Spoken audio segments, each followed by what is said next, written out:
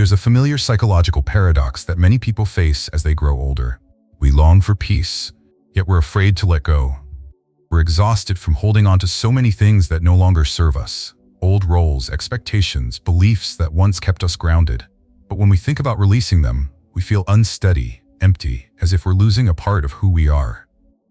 In over 2 decades of doing therapy with older adults, I've come to realize something important. The fear of losing ourselves when we let go doesn't actually come from the act of letting go. It comes from not yet having redefined who we are beyond the things we've clung to for so long. One woman once told me, "I don't know who I am if I'm not the mother who's always worrying about her children." A man whispered, "I'm afraid that if I stop trying to control everything, I'll become no one." These words aren't rare.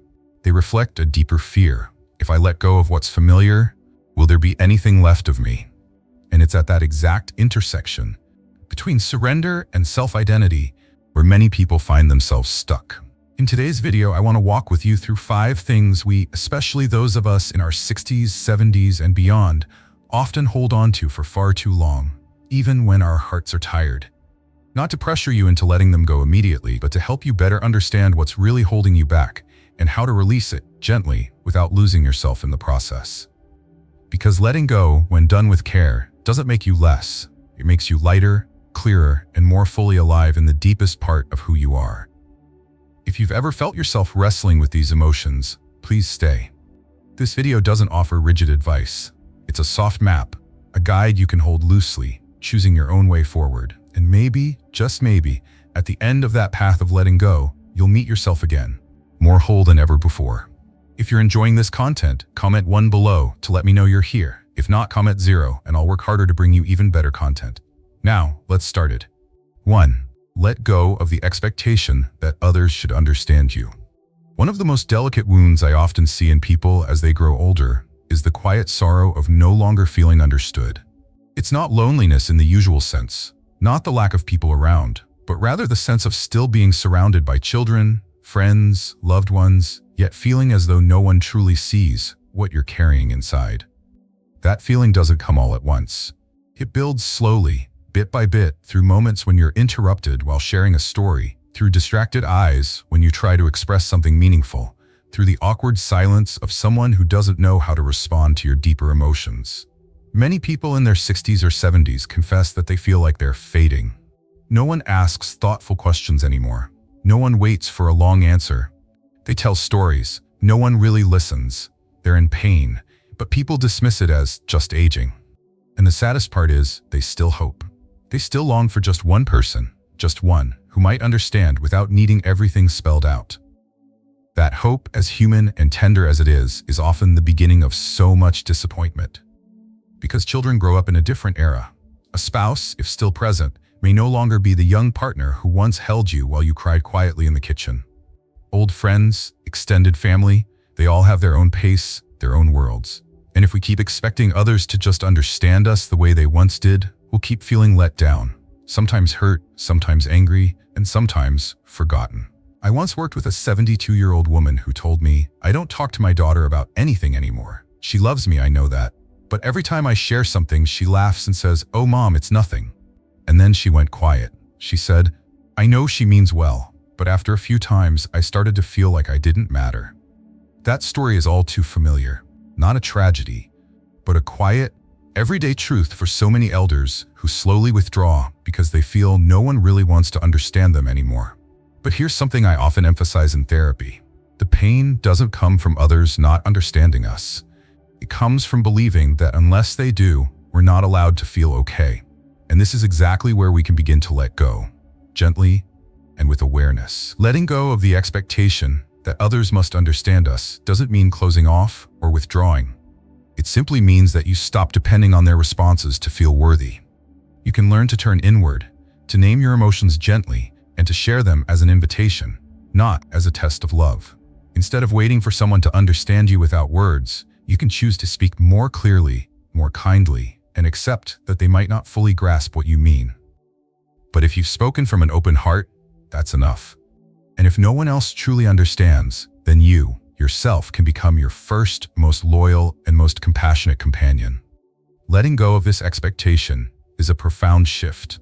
You'll feel lighter, Not because you no longer need people, but because you've stopped tying your emotional well-being to their ability to respond. You'll begin to see more clearly who genuinely wants to listen and who is simply there out of habit. And when you've listened to yourself long enough, deeply enough, you no longer feel invisible, because you're fully present, clearly seen in the world within you. 2. Let go of the service role that has been attached to a lifetime. When working with women over 65, I've noticed a deeply shared trait. Most of them have spent their lives as the ones who held everything together. The caretakers, the planners, the steady presence behind the scenes. They're the ones who made the meals, remembered the birthdays, tended to the sick, and kept the household rhythm intact without ever asking for thanks. They loved through action, showed devotion in small gestures, and believed that their role was to keep things peaceful. This role, the role of service and care, wasn't just something they did. It became part of who they were. So when their children grow up, a partner passes away, or their health no longer allows them to do everything they once could, the first feeling many experience is not relief, but emptiness. They don't know who they are anymore, when there's no one left to care for. One woman once told me, "I used to wake up at 5 a.m. every single day for 40 years, cooking, doing laundry, getting everything ready for my husband and kids. Now no one needs me to do anything, and I don't know what to do with my mornings." Then she looked at me and said slowly, "I thought I'd feel happy when I finally got to rest. But honestly, I feel useless." That feeling is very real, and many are quietly experiencing the same. Letting go of the role of caregiver doesn't mean denying the love you gave. It means recognizing that love doesn't have to come with exhaustion. You don't need to be constantly busy, constantly useful, to prove that you matter. What makes letting go so difficult is that, for years, sometimes decades, you've tied your self-worth to your ability to serve others. You felt valuable when someone needed you. You felt safe when you were the one keeping everything in place. And now, without that role, you feel disoriented, like you've been replaced by an unnamed silence. As a therapist, I want to say this clearly. A role does not define your whole self. It's one chapter in the larger story of your life. And when that chapter comes to a close, you don't have to cling to it through ongoing sacrifice. You can choose to pause and ask a question you may have forgotten for a long time. What do I, just me, truly need now? It may feel strange to wake up without urgency, to prepare a meal for one, to realize no one is calling to ask for help. But in that space, you might begin to hear something else, a quieter voice within, one that's been waiting while you've held the world together for everyone else. Letting go doesn't mean loving less. It means redirecting that love back to yourself, through rest, through nourishment, through allowing yourself to exist without needing a reason. If you have ever been the quiet heart of your family, then now you deserve to be the one who holds yourself. Service was a gift you gave, and now you can set it down, gently, respectfully. You are not useless. You are stepping into a new space in your life where you no longer need to do in order to be loved. You are loved simply because you are still here. 3. Let go of the image of "I used to be." One of the most subtle obstacles in the journey of letting go is the image we've long held of ourselves. It's not a clear portrait, but a collage of hundreds of overlapping memories, when we were quick, capable, sharp, when others admired us, when our children and grandchildren looked to us for advice, when we were the ones who could handle anything. And then, time passes, the body changes, roles shift. One day, we look in the mirror and ask, is this me? Who was I? And why do I feel like I'm drifting away from who I used to be? I once spoke with a 69-year-old woman who had been the principal of a high school. Sharp, respected, a leader in every sense. But after retirement and moving closer to her children, she felt herself disappearing from the social world. "I used to be the one making the decisions," she said. "I had a full schedule, spoke confidently in front of hundreds of people. Now I forget the name of my new neighbor. I walk into the grocery store and have to check my list 3 times, and I feel like I've been replaced." That feeling is far from uncommon. Many older adults live with a quiet disappointment, the realization that they are no longer the person they thought they'd always be. They miss who they were 10 years ago. They resent the body that is slowing down, the memory that is slipping. They struggle between a once clear sense of self and a present that seems to drift a little further away each day. As a therapist, I often remind people that these emotions, grief, frustration, even shame, are completely natural. This is the pain of transition. And it's not a sign that you're losing yourself. It's a sign that you're being invited to become a new version of yourself, Different, yes, but still you. Letting go of the image of who I used to be doesn't mean erasing the past. It means accepting that we, like rivers, shift course and shape over time, but remain who we are at the core.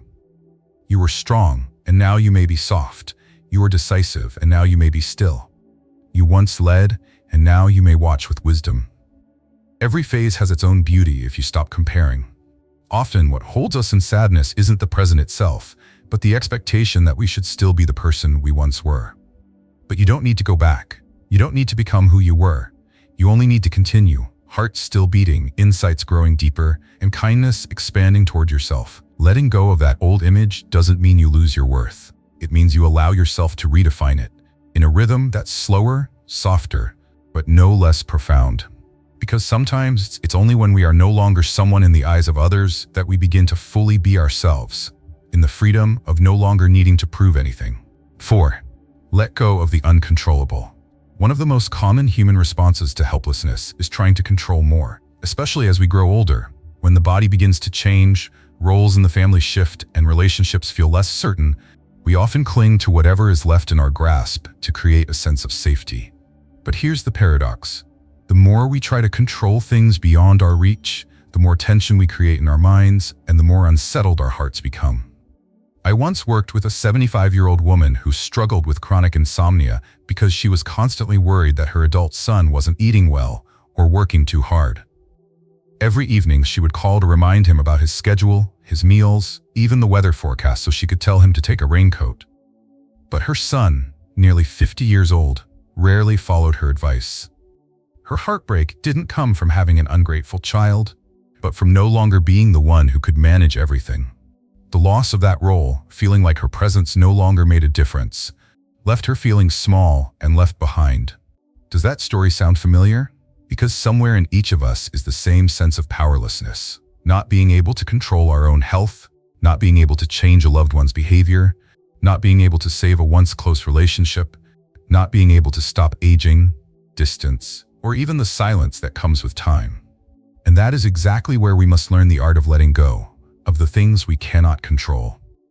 From a psychological standpoint, helplessness often leads to one of two responses: either anxiety that pushes us to over-control, or hopelessness that makes us give up entirely. But there is a third way, the path of active acceptance. This doesn't mean giving up. It means stopping the fight against what's out of our hands and redirecting our energy toward what we can still nurture: our reactions, our inner world, and our ability to stay grounded in the face of uncertainty.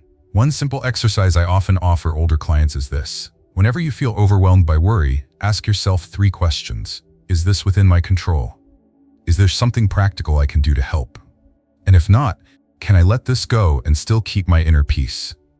Letting go is not indifference. Letting go is not surrender. Letting go is looking at a situation, recognizing you've done all you can, and choosing to stop forcing change that only time or someone else can bring. Maybe you can't control whether someone understands you. Maybe you can't control when illness arrives. Maybe you can't hold on to the life rhythm you once knew, but you can choose how to face it. You can choose how to keep walking through the uncertainty without losing the clarity and strength of your own mind. And that is the quiet power of timely letting go. It keeps you from being pulled into the whirlpools of worry, so you can return to the one thing that has always been within your reach, your inner peace. Number 5. Let go of the fear of being alone. There is a kind of fear no one teaches us how to face, yet almost everyone experiences as they grow older. The fear of being alone. Not just physically alone, but alone in your thoughts, alone in your emotions, alone when no one seems to need you anymore. It's a quiet fear, not loud like the fears of youth, but it slips into your life slowly. Through the mornings you wake up with no one beside you, through meals with an empty chair across the table, through evenings so silent that the ticking clock becomes the loudest sound in the house.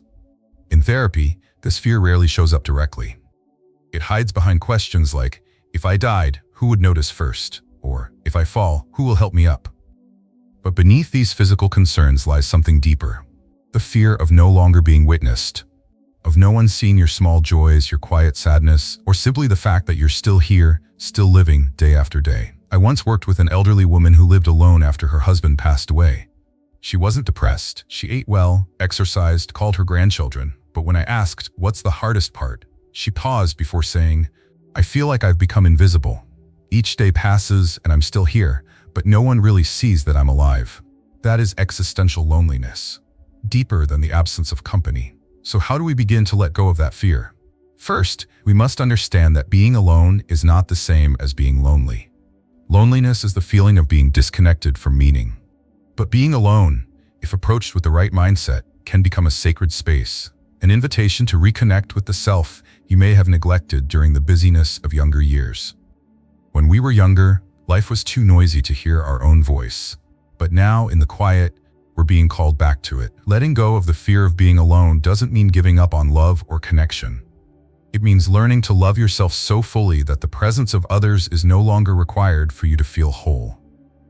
One of the most powerful therapies for the fear of loneliness is practicing deep presence.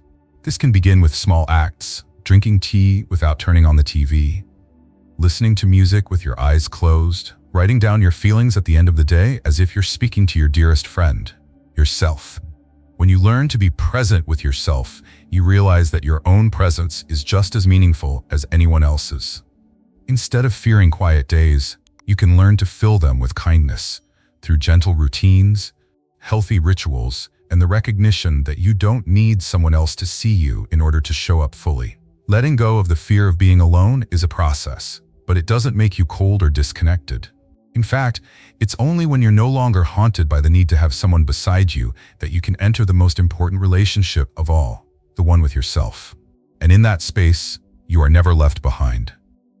Letting go, in the eyes of many, is seen as a sign of failure. But from a psychological perspective, letting go is not giving up, and it's certainly not surrendering. It is a conscious, intentional, and courageous act of releasing what no longer serves your inner peace. Letting go of the expectation that others must understand you so you can listen to yourself more clearly.